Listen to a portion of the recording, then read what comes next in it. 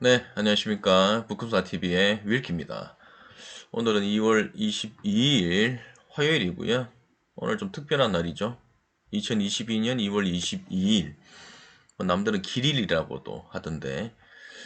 근데 오늘 뭐 길일 치고는, 그죠. 일단 증시는 상황이 좋지 않았습니다. 역시나 오늘 저와 함께 이 데일리 증시 뉴스를 보면서 이 투자 전략을 한번 세워볼 건데, 여러분들 어떻게 증시 뉴스 많이 보시죠? 많이 보실 겁니다. 그죠? 뭐 봤던 거 또 볼 수도 있다고 생각을 하실 수도 있겠지만 뭐 제가 투자하면서 일단은 시장을 조금 더 냉정하게 바라볼 수 있는 가장 중요한 방법은 뉴스를 제대로 보는 게 가장 중요하다. 저는 그렇게 생각을 하고 있고 또 뭐 뉴스에 이 취재하는 이 기자들, 그죠? 기자들이 여러분들이 이렇게 어렵게 막 정보를 취합을 하고 그 정보를 분석하고 하는 것을 어찌 보면 대리해 주는 역할을 하지 않습니까? 그래서 우리는 오히려 손쉽게, 그죠? 그리고 편하게 이렇게 접할 수가 있기 때문에 이런 것들을 잘 살펴봐서 투자에 이렇게 적용을 시키는 것은 아주 좋은, 그리고 아주 유익한 방법의 하나다. 그리고 좋은 시간이다. 저는 그렇게 믿고 있습니다.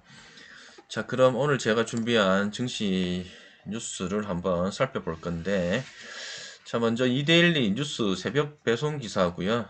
자, 푸틴이 우크라이나에 진입을 명령을 했었죠, 어제. 그래서 아마 어제 유럽 증시는 크게 급락을 했습니다. 반면에 어제 뉴욕 증시는 휴장이었습니다. 이 대통령의 날로 지정이 돼가지고 어제 휴장이었고요. 일단 뭐 소제목 보시면 푸틴이 우크라이나의 이 돈바스에 평화유지군을 진입 명령을 시켰다. 이게 아무래도 이게 뭐 전쟁의 이 선전포고나 다름없다라는 어떤 전문가들의 관측이 나오면서 어찌됐든 이 글로벌 증시가 크게 급락을 했다. 근데 뉴욕 증시는 어제 다행히 휴장이었기 때문에 크게 영향을 받지 않았는데 아마 오늘 뉴욕 증시가 좀 많이 빠질 것 같습니다. 그리고는 뭐 크게 주요한 뉴스는 없었고요. 뭐 요런 뉴스가 눈에 띄긴 하더라고요. 한국은행이 22일 발표한 소비자 동향 조사. 여기에서 보니까 이 소비자 심리 지수가 좀 하락을 했다. 최근에 아무래도 이 코로나19 확진자가 이 폭증하게 되면서 뭐 길에는 모르겠지만 이 상점이나 뭐 식당이나 이런 데는 사람들이 많이 좀 줄었더라고요. 그러다 보니까 아무래도 이 소비자 심리가 많이 좀 떨어진 게 아닌가 뭐 그렇게 예측을 하고 있습니다. 자, 그러면 국내 증시 한번 살펴보겠습니다. 어찌됐든 어제 유럽 증시가 이 급락을 한 탓이었는지 일단 국내 증시도 오전장부터 해서 급락을 했었고 장중에는 약간의 반등도 있었지만 그렇다고 해서 오늘 크게 뭐 지난 어떤 며칠 거래일 동안처럼 빠졌다가 다시 상승하는 뭐 그런 패턴이 아니라 오늘은 장중에 내내 일단 지수는 계속 급락세를 이어갔다. 이렇게 보시면 될 것 같고 일단 주축은 역시나 외인과 기관의 순매도였다.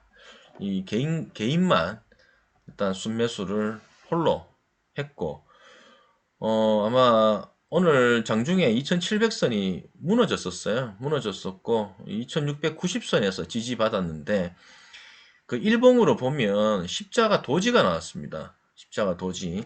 최근 거래일 동안 코스피 지수 같은 경우에는 하락을 했어도 그래도 이 일봉상 봉 차트를 보면은 계속 양봉이 떴었거든요. 이 시가보다도 종가가 높은 양봉이 떴었는데 오늘은 좀 의외로 십자가 도지가 나왔습니다. 시가와 종가가 거의 비슷한.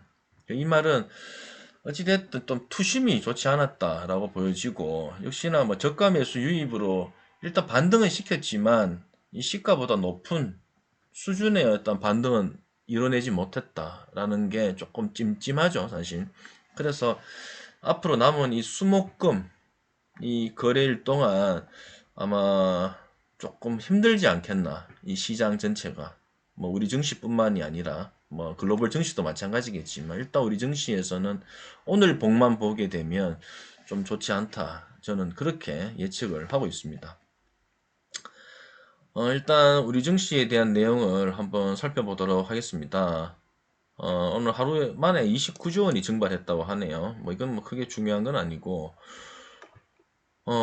일단 20일 코스피 지수는 1.35% 하락한 2706.79포인트에 장마감을 했고, 뭐 다행히 마감 직전 낙폭을 일부 만회해서 2700선 초반대에 간신히 올라섰다라는 내용이 있습니다. 그죠? 방금 살펴본 것처럼 푸틴 러시아 대통령이 러시아 평화유지군을 돈바스 지역에 진입할 것을 명령한 게 일단 아마 전쟁 리스크에 대한 부담이 더욱 가중이 되면서 이 시장이 좀 크게 빠졌다 보시면 될 것 같고, 홍콩 항생지수 그리고 니케이 지수 둘 다 많이 빠졌습니다. 참고로 항생지수는 오늘 장중에는 거의 3% 가까이 더 빠졌었습니다. 그리고 역시나 뭐 안전자산이라고 하죠. 뭐 유가도 마찬가지지만 뭐 금이라든지 그죠? 뭐 이런 것들이 오늘 또 많이 올랐습니다. 많이 올랐고 특히나 WTI 선물 가격은 4% 넘게 오르기도 했다라고 내용이 나오네요. 역시나 이 김영환 NH투자증권 연구원의 이야기를 한번 살펴보면 단기적으로 우크라 지역에서 러시아와 서방국 간 무력 충돌 가능성으로 인해 증시가 변동성을 키울 것으로 보인다라고 하면서 향후 서방국 대응에 따라 한 차례 변동성이 확대될 여지가 있다라고 설명을 했습니다. 그죠? 뭐 일단 지금 일단 진입 명령을 했고 뭐 그렇다고 해서 뭐 치고받고 하는 어떤 전쟁이 일어난 건 아니지만 어찌됐든 지금 이 상황에서 서방에서의 어떤 뭐 러시아 경제 제재를 더욱 심화시킨다든지 아니면은 뭐 다른 서방의 뭐 연합군들이 막 이렇게 우크라 지역에 뭐 들어오게 된 주둔을 하게 된다든지 뭐 이렇게 해서 진짜 이 전쟁 위험에 대한 부담이 더욱더 가중되게 되면 오늘과 같은 급락세가 한두 차례 더 일어날 소지가 있다. 뭐 지금 이렇게 이야기를 하고 있는 것 같습니다. 그리고는 뭐 전반적으로 오늘 뭐 시가총액 뭐 상위주 대부분이 큰 폭으로 빠졌기 때문에 일단 지수가 급락한 것으로 보이고 뭐 뒤에서도 한번 언급을 하겠지만 오늘 참고로 게임주가 전체적으로 많이 빠졌습니다. 근데 게임주는 제가 지난 영상에서도 계속 언급을 드리고 있는데 올해 일단 금리 인상과 양적 긴축이라는 이슈가 사실 올 1월부터 계속 휘몰아쳤지 않습니까?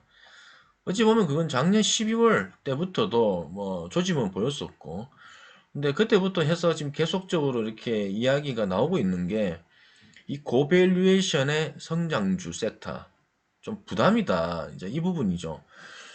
그래서 어찌됐든 그 게임주 그죠? 그리고 뭐 바이오 뭐 또 게임주 안에서도 뭐 메타버스 뭐 NFT와 관련된 부분들 뭐 이런 회사들은 지금 올해 내내 아마 그 밸류를 적정 밸류가 어디냐 도대체 적정 밸류의 가격이 얼마냐 이걸 찾아가는 과정으로 인해서 상당히 좀 부진한 주가를 뭐 보일 것 같다라는 게 제 생각입니다.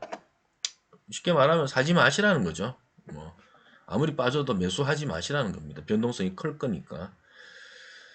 어찌됐든 오늘 우리 증시 뭐 전일 유럽 증시 급락을 했고 일단 이 전쟁 위험에 따른 일단 리스크 때문에 크게 빠졌고 하지만 최근에 우리 증시가 뭐 많이 빠졌다가도 이 저가 매수 유입이 되면서 또 상승을 하기도 했지만 오늘 같은 경우에는 이 외인과 기관의 이 쌍끌이 순매도가 나오다 보니까 확실히 이 개인이 홀로 순매수 하는 걸로는 상당히 역부족이었다. 그래서 크게 장이 반등을 하지 못했다라고 보여지고 또 어찌 보면 글로벌 증시와 지금 키 맞추기를 또 뭐 하고 있는 것 같은 생각도 있습니다. 근데 어제 러시아 증시가 엄청 크게 빠졌어요. 지금 증시 전체가 이렇게 13%씩 빠지는 거는 팬데믹 때도 이만큼 빠졌나 싶을 정도로 큰 폭으로 빠졌다. 이게 아마 이 경제 제재를 가할 거라는 뭐 이런 어떤 리스크 때문에 아마 러시아 증시가 큰 폭으로 빠졌는데, 참고로 지금 방송하는 이 순간에도 러시아 지수가 상당히 빠지고 있습니다. 근데 또 한편으로는 또 그런 생각이 들더라고요. 어찌됐든 뭐 전쟁이라는 게 그렇잖아요. 요즘의 전쟁은 전면전, 그리고 뭐 전쟁도 오래 안 하지 않습니까?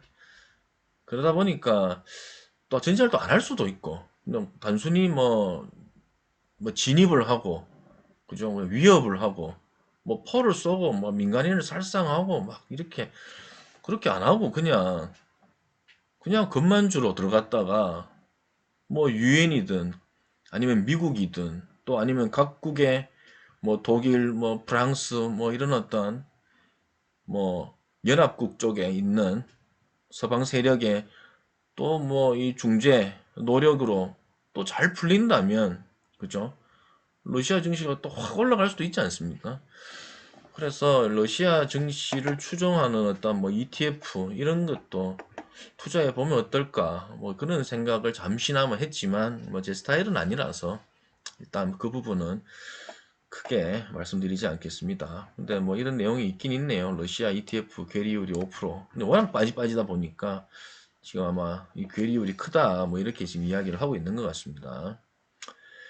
그런데 어찌됐든 이 전쟁 위험이 크면 클수록 역시나 이게 유가, 방금 전에도 보셨던 것처럼 지금 유가가 좀 많이 올랐잖아요. 지금 뭐 92달러 지금 수준인데, 물론 얼마 전까지는 94달러 WTI 기준해서 94달러도 찍긴 했는데, 뭐 이게 계속 지속이 된다면 100달러도 충분히 넘을 것 같고, 많게는 120, 130달러도 갈 수 있을 거라는 생각도 지금 사실 들고 있습니다.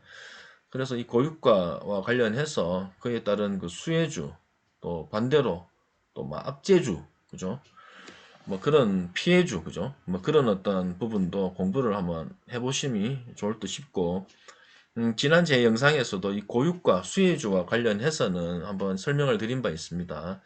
뭐 당연히 정유주, 그죠? 그리고 뭐 정유주 가운데서도 뭐 저는 GS가 그나마 좀 좋아 보인다고 말씀을 드렸고, 근데 뭐 또 최근에 또 정유주가 또 많이 올랐어요. 많이 올랐다가 최근에는 또 약간 조정을 좀 받긴 하는 것 같긴 한데, 그래도 이 포트에 정유주 아니면은 이 고유가와 관련된 수혜주가 없으시다면 한번 담아 보시는 것도 저는 괜찮다라고 판단을 하고 있습니다. 왜냐하면 이게 지금 유가가 오르면 오를수록 정제 마진이 커가고 있거든요. 왜냐하면 또 유가가 오르는 만큼 그 가격 증가가 되기 때문에 올해도 정유주는 수익적인 부분이 상당히 또 개선 전망이 있고 또 좋아질 거고, 또 정유주가 이 배당도 많이 주지 않습니까? 그래서 뭐 주가 차익 플러스 배당 해서 아마 좋은 투자처가 될 거라는 거는 확실한 것 같습니다. 오늘 참고로 뭐 아시아 증시가 전반적으로 많이 내렸습니다. 그죠? 뭐 홍콩은 뭐 장중에는 3.31% 급락하기도 했고, 물론 아까 보셨다시피 홍콩 지수 마감 자체는 뭐 2.7% 정도 선에서 급락하는 것으로 마감을 했는데, 어찌됐든 이 우크라 사태 자체가 이 아시아 증시에도 크게 영향을 미쳤다라고 보시면 될 것 같습니다. 자, 그러면 이 러시아와 우크라이나의 일촉즉발과 관련해서 영향받는 종목은 어떤 게 있을까? 지난번 제 영상에서도 이와 유사한 그 뉴스를 한번 소개를 드리면서 관련 섹터, 뭐 예를 들어서 뭐 러시아에 수출하는 수출과 관련된 업체 섹터, 뭐 아니면은 러시아와 우크라이나에서 우리가 뭐 반도체에 쓰이는 소재를 공급받는 뭐 그런 섹터, 뭐 이런 이야기들을 뭐 하면서 한번 언급을 드린 적이 있는데, 참고로 오늘 이렇게 이 전쟁 위험이 더욱더 가중이 되다 보니까 또 이 뉴스가 나왔더라고요. 그래서 한번 더 그와 관련한 섹터가 또 어떤 게 있는지 한번 더 살펴보도록 하겠습니다. 자, 이 부분의 내용이 있고요. 한번 읽어보겠습니다. 자, 증권가에서는 러시아와 우크라이나의 침공과 관련해서 정유화학, 전기전자, 철강, 비철금속, 자동차, 음식료 등이 영향을 받을 것으로 보는 분위기다. 이재윤 유안타증권 연구원은 반도체 업종의 경우 반도체 특수가스 원료인 네온, 아르곤, 제논, 가스의 러시아, 우크라이나 의존도는 약 50% 수준으로 원재료 수급이 이슈가 될 것이라고 얘기를 하면서 메모리 반도체는 생산 차질에 따른 가격 상승 요인으로 작용하겠다라고 내다봤다. 뭐 이렇게 이야기를 하고 있습니다. 그죠? 뭐 아무튼 뭐 이런 어떤 업종들 좀 영향을 받을 거다라고 보는 분위기인데 전반적으로 일단 소재 공급과 관련해서 반도체 업종이 조금 타격을 볼 수도 있다. 뭐 사실 이 부분이 지난번 그 필라델피아 반도체 지수를 약 한 5% 가까이 끌어내렸던 그런 어떤 그 이슈이기도 했었거든요. 근데 뭐 지난번에도 계속 말씀드리는 거지만 반도체 섹터는 올해는 가장 유망 섹터 중에 하나입니다. 그렇기 때문에 이 전쟁 리스크와 관련해서 만약에 반도체 섹터가 급락을 하게 되면 반드시 저가 매수하셔야 되겠다. 그냥 그 말씀 드리고 싶고요. 뭐 그리고 뭐 정유화학 이렇게 이야기를 하는데 뭐 유가가 일단 계속 고공행진하다 보니까 정유화학 쪽에 좀 영향을 받을 거다라고 하는데 이때 지금 이거는 정유주를 얘기하는 게 아니고 아마 제 생각에는 화학주를 얘기하는 것 같아요. 이 유가가 오르면 오를수록 화학주 같은 경우에는 이 마진폭이 조금 줄어들 수 있거든요. 근데 제가 뒤에서도 한번 이야기를 조금 드릴 게 있는데 유가가 오른다고 해서 석유화학주 이런 회사들이 마진폭이 많이 줄어들거나 이런 어떤 리스크가 되게 가중되거나 이런 부분은 저는 모르겠습니다. 저는 조금 이제 의견이 조금 다르거든요. 뭐 하여튼 요거는 뒤에서 제가 한번 다시 한번 설명을 한번 드려보겠습니다. 아무튼 이번 침공과 관련해서는 요렇게 영향을 좀 받을 수 있다라는 점 한번 살펴봤습니다.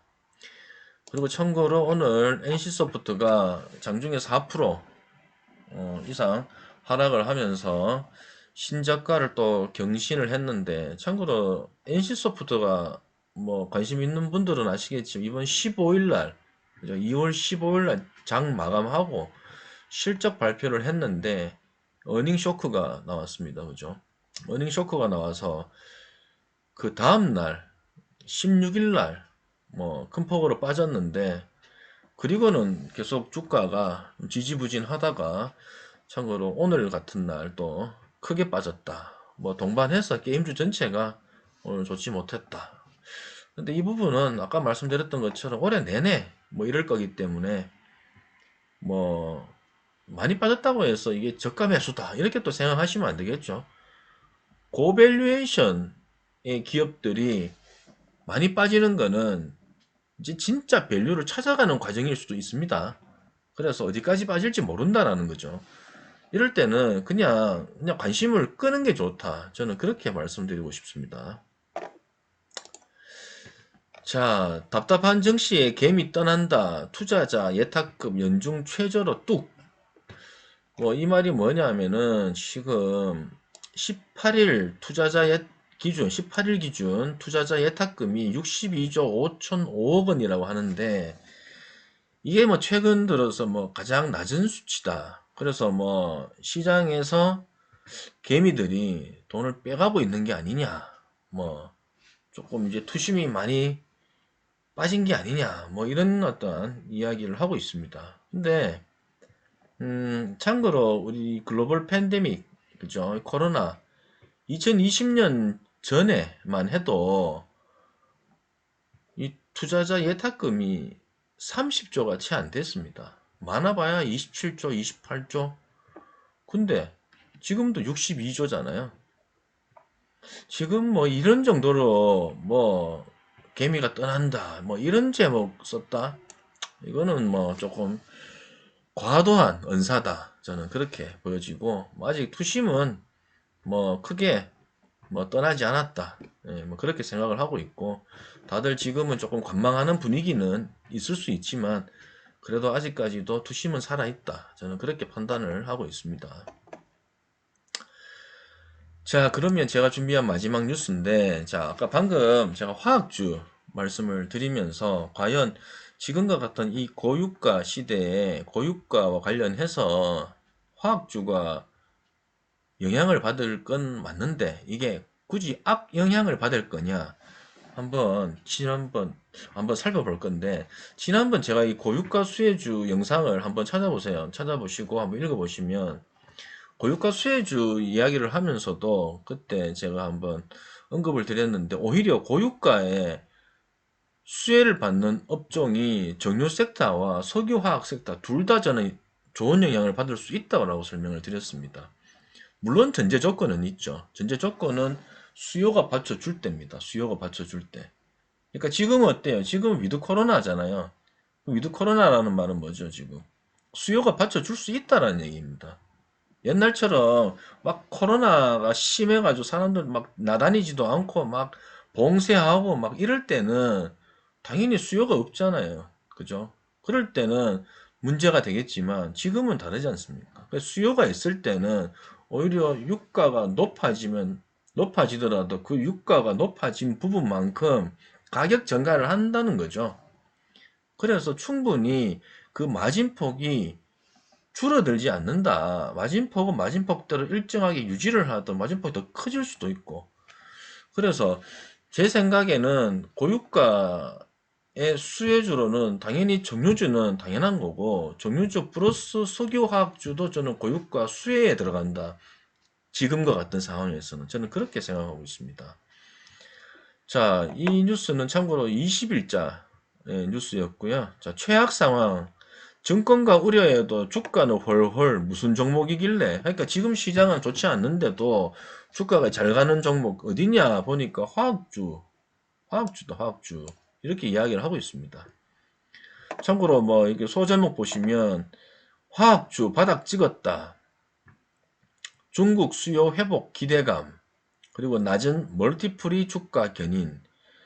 이 멀티플 제가 지난번에 한번 설명드렸는데 지금도 혹시라도 모르시는 분 계세요? 멀티플은 순수하게 우리나라 말로 번역을 하면 배수라고 얘기하거든요. 배수. 몇 배, 배수. 그죠? 근데 여기에서 표현하는 멀티플은 우리가 지금 배수라고 표현할 수 있는 지표가 두 개 있습니다. PER 지표가 있고 PBR 지표가 있습니다. 이 둘 다 배수로 표현할 수 있거든요. 그래서 이때 낮은 멀티플이라고 하면 PER, PBR 이렇게 보시면 됩니다. 그래서 화학주가 낮은 멀티플이구나. 화학주는 PER과 PBR이 낮구나. 그냥 이렇게 이해를 하시면 될 것 같습니다. 자, 우크라이나의 사태가 해소돼도 고유가 지속이 전망될 거다. 그래서 단기 매수 관점 접근을 이렇게 뭐 전문가들이 이야기를 한대요. 자세한 내용은 뭐 기사를 조금 더 살펴보면서 같이 한번 보겠습니다.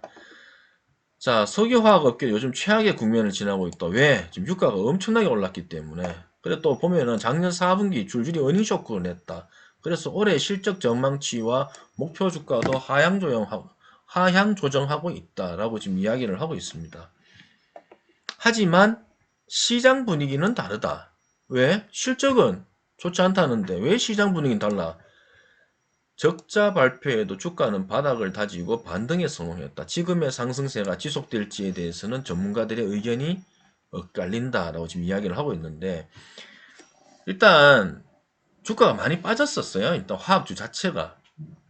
또 아까 보셨다시피 멀티플이 워낙 낮아요. 지금 PER, PBR 둘 다 낮아요.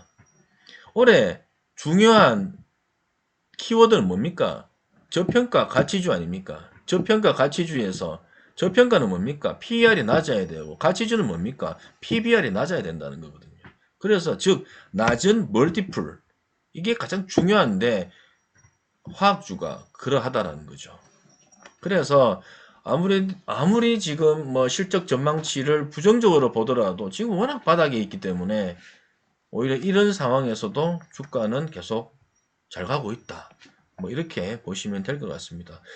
그리고 뭐 뒤에 내용은 뭐 제가 지금까지 말씀드렸던 것과 크게 다르지 않는데 일단은 여러분들 그거는 아셔야 될 것 같아요. 지난번 제 영상에서도 한번 공부하면서 조금 말씀을 한번 드렸는데 어, 원유를 가져오게 되면 자 예를 들어서 뭐 사우디든 뭐 어디든 어디에서 이렇게 원유를 가져오잖아요. 가져오면 이거를 정제해서 그죠?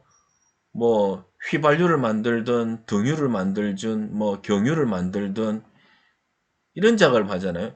이 단계를 뭐라고 하냐면은 업스트림 단계라고 합니다. 업스트림, 업스트림 단계라 하고 원유를 뭐 어떻게 해서 경유, 뭐 휘발유 이렇게 만들어내는 그 과정을 정제를 한다 하거든요. 정제. 그래서 보통 정제 마진이라고 하잖아요. 정제 마진. 그래서 정제 마진이 이 정유사의 이 수익성을 측정하는 가장 중요한 또 지표라고도 하고 그죠. 그런데 석유화학 기업은 그러면 뭐냐? 정제를 해서 원유를 정제를 해서 나오는 혼합물이 있는데 그게 보통 탄화수소가 나온대요.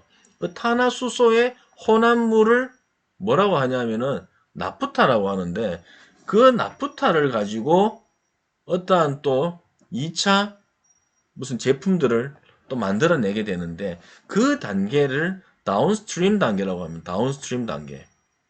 그러면 석유화학 기업이라고 하면 뭘 하는 기업이냐 하면은 말씀드린 것처럼 정제를 해서 나온 탄화수소의 혼합물인 나프타를 가지고 2차 혼합물을 만들어내는 그런 기업을 석유화학 기업이라고 하고 보통 이런 기업에 해당하는 기업들이 뭐 흔히들 알고 계시는 롯데케미칼이라든지 뭐 금호석유라든지 뭐 이런 기업들입니다. 그런데 어찌됐든 지금 이 기사에서 이야기하고자 하는 거는 유가가 고공행진을 하게 되면 정유주는 역시나 정제 마진이 높아지기 때문에 가격 전가를 시켜서 정제 마진이 높아지기 때문에 괜찮을 건데 화학기업 같은 경우에는 이 원가 부담이 커지게 되면서 아무래도 수익성에는 나쁘다. 마진폭이 많이 줄어들 거다. 실적이 좋지 못할 거다라는 것을 지금 이야기를 하면서 단기 접근을 지금 이야기를 하고 있지 않습니까? 매수를 할 때 단기 접근하라. 근데 제 생각은 조금 틀린 게 아까도 말씀드렸던 것처럼 과거에는 지금 수요가 많이 좀 부진할 때는 말이 맞는 것 같아요. 근데 지금은 위드 코로나로 가는 상황이고 지금은 수요가 옛날보다는 상당히 좀 많아지고 있거든요. 특히나 지금 중국 쪽 수요도 좀 많아지고 있고 또 중국이 지금 양해를 앞두고 있기 때문에 또 어떠한 또 경기 부양책이 나올지 모르고 그래서 제 생각에는 모르겠습니다. 뭐 예측 전망은 좀 부정적으로 좀 볼 수는 있겠지만 모르죠. 뭐 그건 다 예측이니까 예측이 다 맞으라는 법은 없으니 그죠. 근데 어쨌든 지금 전문가들의 예측은 올해 1분기 실적도 좀 전망치를 좀 부정적으로 보고 있고 아니면 올해 내내 좀 부정적으로 보고 있긴 하지만 왜냐하면 고유가다 보니까 부정적으로 보고 있긴 하지만 제 생각에는 수요만 받쳐준다면 수요가 회복이 되고 수요만 받쳐준다면 유가가 오른 분만큼 가격 증가가 이루어져서 이 마진폭이 줄지 않을 거다. 수익 괜찮을 거다. 저는 그렇게 생각하고 있습니다. 반드시 그렇게 될 것 같고 그렇기 때문에 석유화학 기업에 투자를 하는 것도 아주 좋은 방법이다. 저는 그렇게 생각하고 있고 지난 제 영상에서도 롯데케미칼 금호석유 괜찮다고 제가 언급을 또 드렸습니다. 아무튼 뭐 이건 어디까지나 뭐 제 개인적인 뭐 해석에 따른 말씀이기 때문에 그거는 뭐 지금 시청하시는 분들이 판단을 하시면 좋을 것 같습니다. 어찌됐든 뭐 오늘 증시 크게 좋지 못했고 말씀드렸던 것처럼 최근에 계속 그래도 양봉이 뜨고 있다가 오늘 참고로 이 십자가 도지 이 시가와 종가가 거의 유사한 수준의 십자가 도지가 떴는데 특히나 오늘 뉴욕 증시가 큰 폭으로 만약에 하락을 하게 된다면 일단은 오늘 내일 모레 이 앞으로 3일 동안에 우리 증시도 좀 좋지 못할 거다. 하지만 이런 상황을 좀 즐겨야 된다. 저가 매수 좋은 기회라고 생각을 하시고 반도체 섹터에서 만약에 크게 급락이 나온다면 반드시 담아야 될 것 같고 그리고 이 고유가와 관련해서 정유 석유화학 섹터에 종목이 없으신 분들은 포트에 구성에 넣어놔야 될 것 같고 또 그리고 자동차 그죠? 자동차 부분 최근에 계속 현대모비스에 좋은 기사가 나오고 있는 제가 특별히 지금 소개는 드리고 있지 않습니다. 하지만 현대모비스에 관련해서 좋은 기사가 많이 나오고 있더라고요. 그래서 자동차 섹터 뭐 현대모비스도 좋고 현대차도 좋고 근데 어쨌든 뭐 자동차 섹터에서 여러분들 혹시라도 뭐 보시는 종목들 가운데 뭐 밸류가 뭐 저평가 받고 있고 또 뭐 재무 건전성이 나쁘지 않는 기업이라면 자동차 섹터도 반드시 이 급락에서 저가 매수 하시는 게 저는 바람직하다. 일단 그렇게 말씀드리고 싶습니다. 아무튼 뭐 주저리 오늘도 많은 시간 할애해서 또 이렇게 영상을 찍게 됐는데 아무튼 뭐 내일도 좋은 영상으로 여러분들 찾아뵐 거고요. 하여튼 뭐 구독 안 하시고 보시는 분들은 구독 부탁드리겠습니다. 아무튼 뭐 조금이라도 또 이 영상이 여러분들께 도움이 되셨다면 좋아요 그리고 응원 댓글 부탁드리겠습니다. 네, 감사합니다.